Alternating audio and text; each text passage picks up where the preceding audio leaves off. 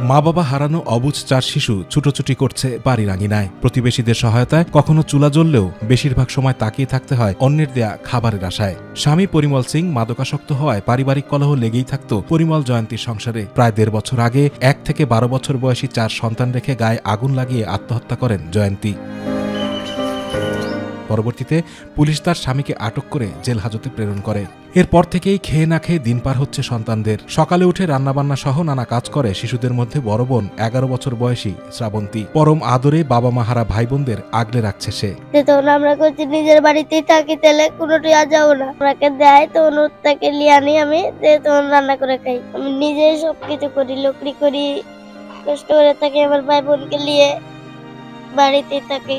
তীব্র শীতে মানবেতর জীবনযাপন করছে শিশুরা। অসহায় এই শিশুদের পাশে দাঁড়াতে সরকারের পাশাপাশি সমাজের বিত্তবানদের এগিয়ে আসার আহ্বান জানিয়েছেন এলাকাবাসী।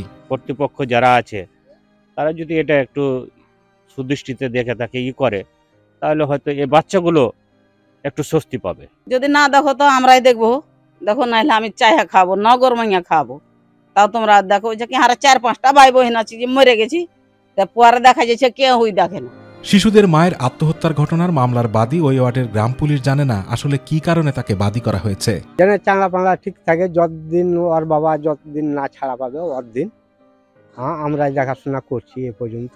শিশুদের মধ্যে বড় হৃদয়ের বয়স 12 বছর, তারপরে শ্রাবন্তীর 11, তাপসের 5 আর সবার ছোট জয়ের বয়স 2 বছর 7 মাস। আতিকুর রহমান তিতাস, মাই টিভি।